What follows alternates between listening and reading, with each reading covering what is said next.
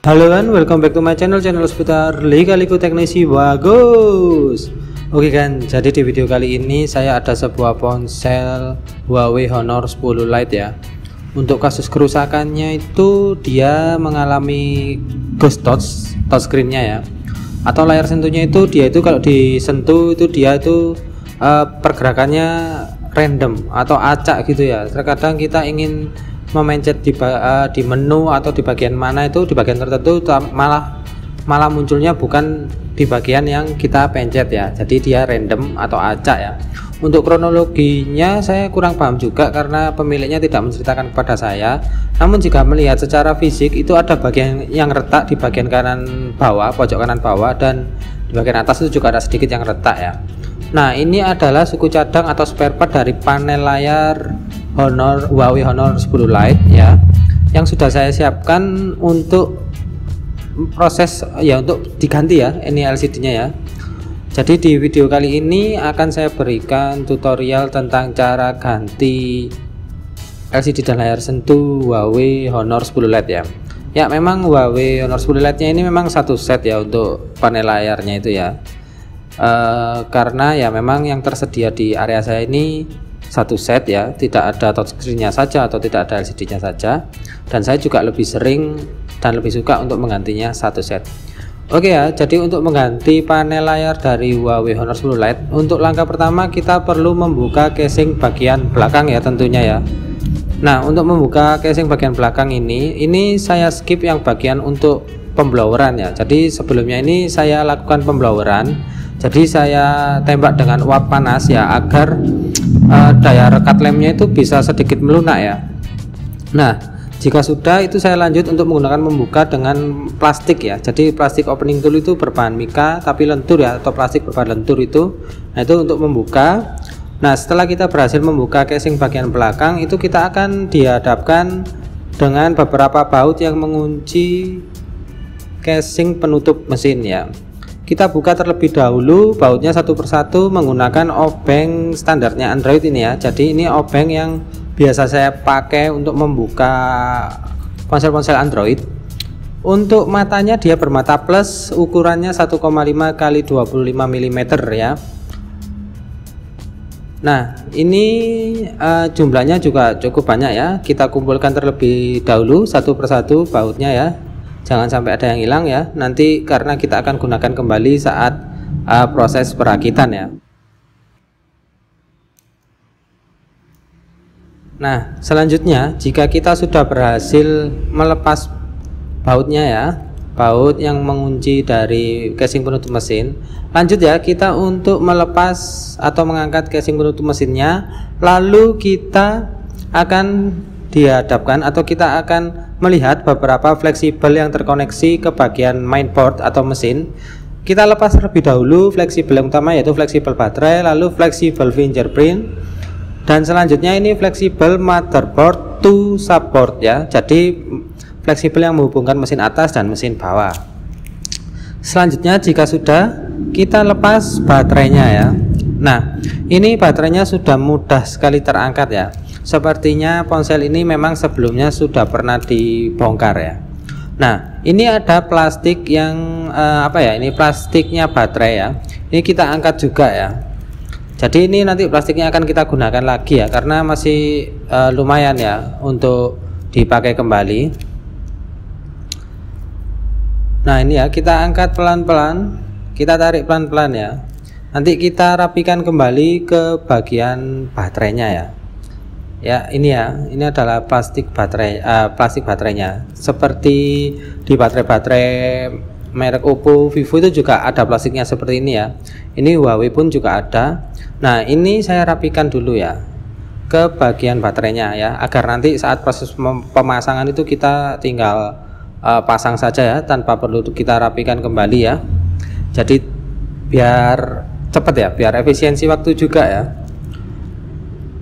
Oke ya, jadi mohon maaf kalau di bagian ini agak lama ya, karena mungkin ya memang bagian ini sebenarnya nggak begitu penting ya di istilahnya di tutorial penggantian LCD itu nggak begitu penting, tapi akan saya tunjukkan karena ini memang bagian dari prosesnya ya. Nah, ini setelah rapi seperti ini, selanjutnya ini ada adhesif ya. Ini adalah adhesif bawaan dari originalnya ya. Jadi mengapa saya pertahankan? Karena adhesifnya itu cukup kuat dan cukup bisa digunakan kembali ya. Bahkan ini sebetulnya saya rasa sebelumnya ponsel ini sudah pernah dibongkar ya. Dan saya rasa memang LCD-nya pun juga sudah pernah diganti ya. Itu kalau menurut penglihatan saya ya, sepertinya memang ponselnya ini sudah pernah diservis untuk ganti LCD.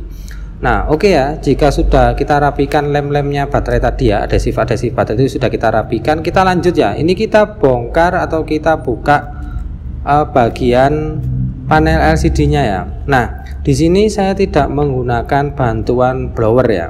Nah, kenapa kok saya tidak menggunakan bantuan blower? Karena adhesif yang diberikan atau adhesif yang ada di bagian LCD dan frame casing Huawei Honor 10 Lite-nya itu sudah tidak begitu rekat ya. Karena saya angkat dengan kuku, itu dia itu ada celah ya, sehingga saya langsung saja menggunakan alat bantuan seperti plastik yang berbahan lentur tadi ya, itu langsung saya seset aja ya. Nah, ini ya. Jadi langsung saya seset menggunakan ini ya, alat opening tool itu plastik berbahan lentur itu tadi ya. Kita seset saja, kita angkat. Nah, tapi pelan-pelan ya, jangan kasar-kasar ya. Kita lihat, kita cari selanya ya, jangan sampai kita itu dengan mengangkat LCD itu sampai merusak bagian-bagian yang lain ya. Nah, oke ya. Di sini itu saya sedikit kesusahan ya di pas bagian ini, karena itu ada bagian itu yang tertempel di area frame atau casing tengah dari Huawei-nya. Nah, ini ya, ini adalah LCD dari Huawei 10 Lite yang rusak tadi ya, yang kita angkat.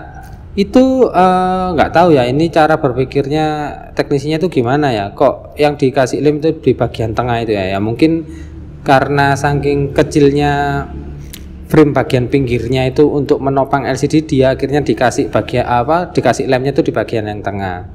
Nah, selanjutnya ya, karena ini memang dari teknisi sebelumnya ini ngasih lemnya di bagian pinggir dan tengah, jadi kita harus bersihkan ya. Jadi kita harus bersihkan sisa-sisa adhesif.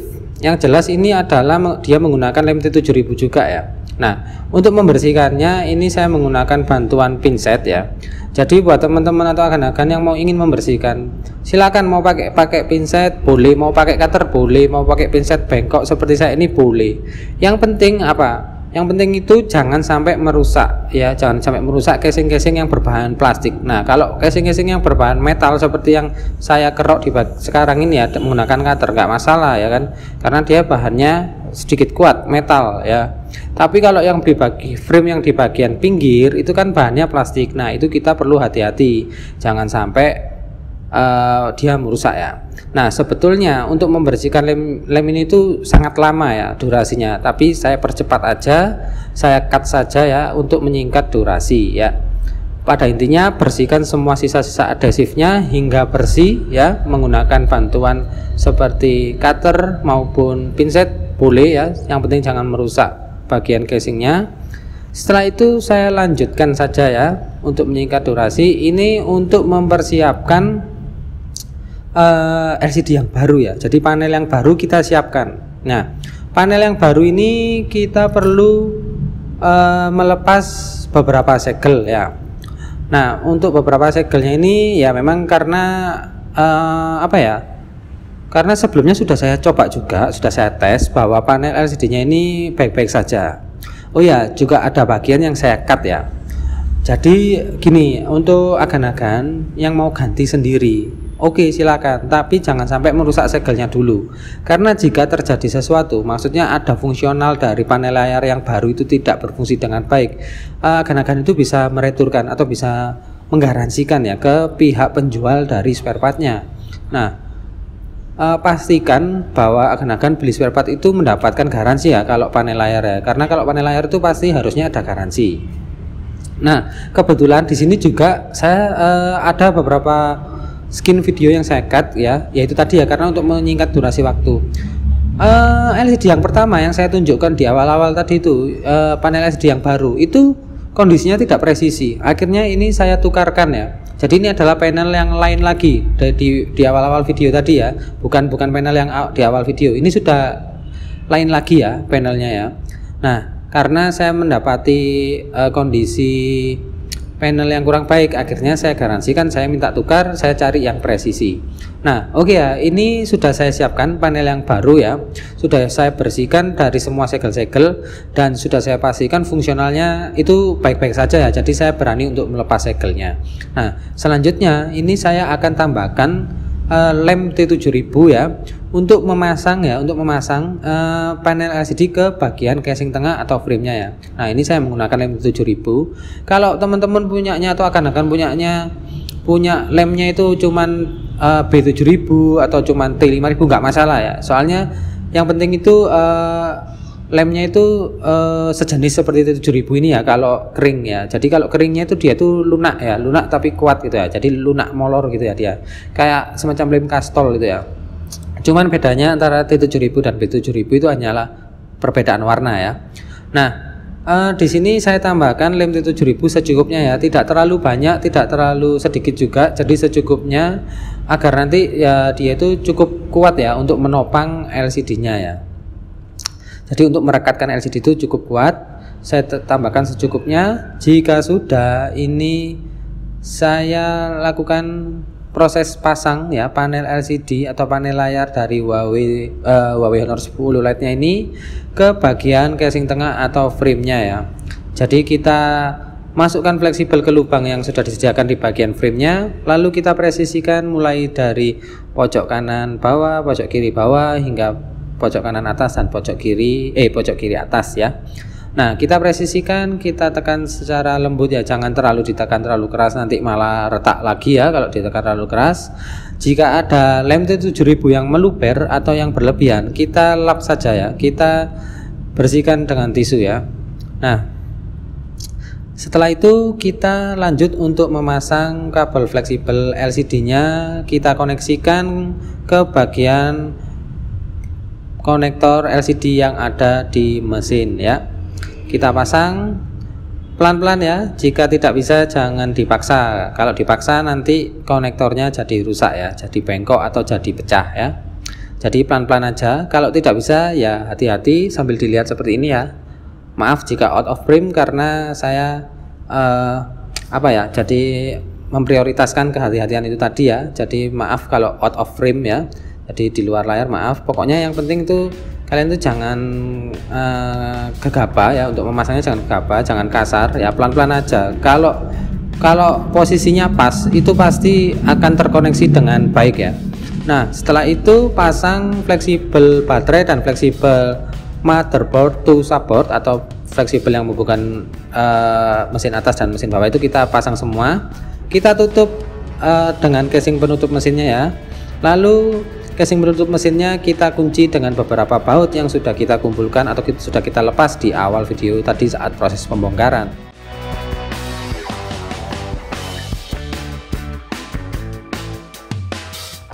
Untuk memasang bautnya atau mengunci bautnya ini kita masih menggunakan obeng yang sama ya.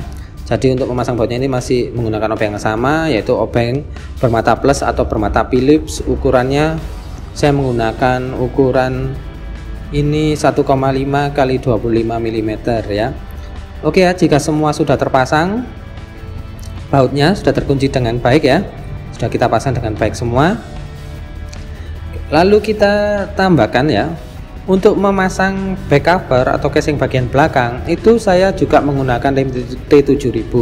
Jadi sebenarnya untuk lem T7000 atau untuk memasang casing bagian belakang itu bisa menggunakan lem T7000 atau menggunakan B7000 ya. Jadi nggak masalah kalau casing bagian belakang ya, mau pakai apa aja bisa. Nah ini ya, sudah saya tambahkan secukupnya, lalu kita pasang ya casing bagian belakang. Sebelumnya saya selalu pastikan ya, untuk sebelum memasang casing bagian belakang itu saya pastikan di area kaca kameranya itu ada debu atau enggak ya. Jadi kalau ada debu ya kita bersihkan, atau terkadang itu ada apa ya, ada kayak semacam lem yang tertempel ya, karena nggak sengaja, mungkin ya nggak sengaja itu lemnya itu masuk ke area-area yang di bagian kamera. Nah ini sedang saya bersihkan ya dari debu menggunakan cotton bud ya. Ya, setelah itu kita presisikan casing bagian belakangnya ya. Kita presisikan mulai dari pojok kanan bawah sampai pojok kanan atas, pojok atas kiri, pojok kiri bawah, itu kita presisikan. Kita tekan-tekan sedikit ya, tapi jangan terlalu keras.